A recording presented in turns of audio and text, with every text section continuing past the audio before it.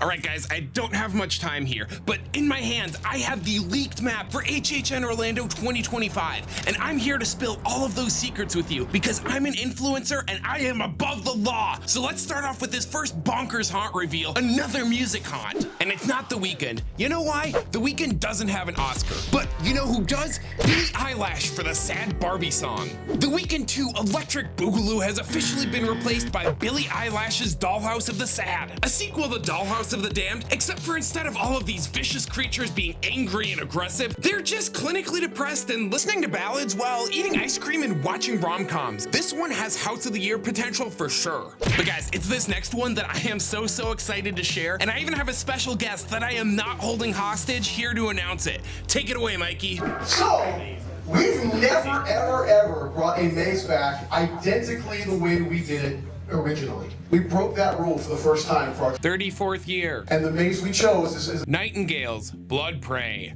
And then it's back.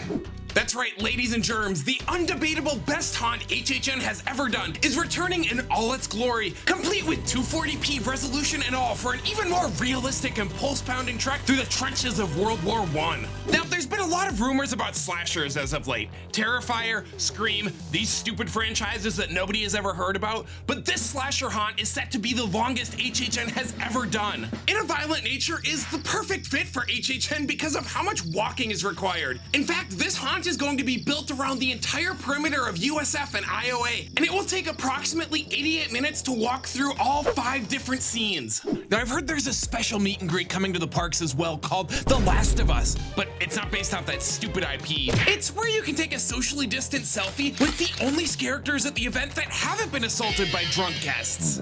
This next haunt is from the mind of Dylan Kolath, who brought such haunts as the incredible Blood Moon Dark Offerings and the lackluster Dead Man's Pier. Ugh, I don't know anyone who liked that one. Lil Boo's The Happy Shrink, the Field of the Gourds, will shrink guests down to Little Boo's size as they try to escape a sinister pumpkin patch. Up to 95% of this haunt will require guests to crawl through locations with less than 10 inches of vertical space. I really love seeing HHN take risks like this.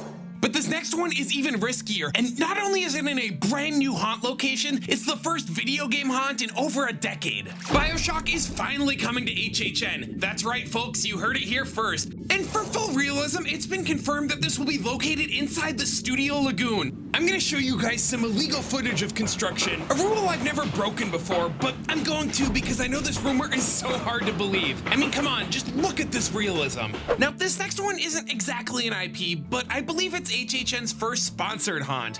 Through It, the UCF football experience. For local fans, this promises to be the scariest haunt in recent memory, delivering more disappointment than you thought was humanly possible. And just when you feel optimistic about things getting better, watch out for a football getting drilled right into your no-no zone. I've also got an exclusive sneak peek at the show that's going to be playing inside the Fear Factor Theater. Scary Tales presents Snow White and the Seven Dwarves, and from early reviews I've heard this show is going to be talked about for ages to come. Alright, enough of these sequels and IPs and stuff that we've already seen. This original concept is a first for the haunt industry, the first 2D haunt. You know when you see a mural and say, wow, that's so cool? Well, guess what? That's the entire haunt. 2D or not 2D, similar to the captivating concept haunts Pitch Black, Disorientum, and Cold Blind Terror, 2D or not 2D will change everything you think you know about haunts. And if you're thinking, well, how's that gonna work? All I have to say is, you're giving Universal thousands of dollars whether it's a good haunt or not. Now, do you guys want another original? Well, too bad. This one's a shared IP for both Orlando and Hollywood. It's even bigger than Five Nights at Freddy's. It's Iron Lung, inspired by the hit 2022 horror game and the upcoming Markiplier feature film adaptation. If you think HHN has been skimping on the water effects, you won't be thinking that soon. I've also heard this was John Murdy's own suggestion, with him quoted as saying, "I'm excited to finally shove it to the haters that complain about water effects. You're gonna be more soaked than Waterworld after this one, and you could suck my..."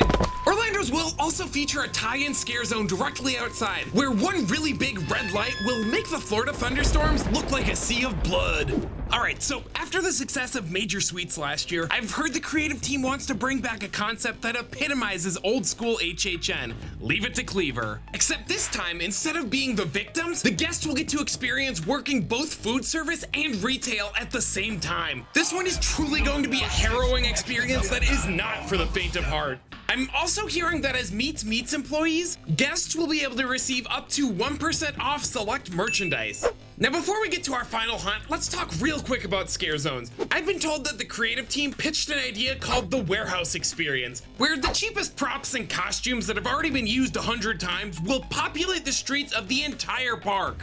And I, for one, am over the moon with excitement to see my favorite franchise, The Purge, finally back at HHN after 10 long, grueling months. Alright boys and girls, you know we saved the best for last. Nightingale's Blood Prey might be my favorite haunt of all time, but I think this one is gonna be my new #1. Do you love walking through a slasher haunt only to see multiple of the same villain at the same time? Well, Where's Mikey will take that concept to an entirely new level. A celebration of just Michael Myers and absolutely nothing else about the Halloween franchise. This IP will feature over 450 Michael Myers characters, but only one dummy, and you don't want to be the dummy that can't find the dummy. This one's gonna go down in history, trust me. And I've also got some news on the other parks too. Over in Hollywood, this idea is going to be completely revolutionary. Well, we all know that Hollywood can be a little trigger happy with their black walls, right? Well, in celebration of the golden age of the Universal Monsters, I can officially confirm that every single haunt at HHN Hollywood will be presented in black and white. If you loved the black walls before, guess what? Now every single wall is a shade of black.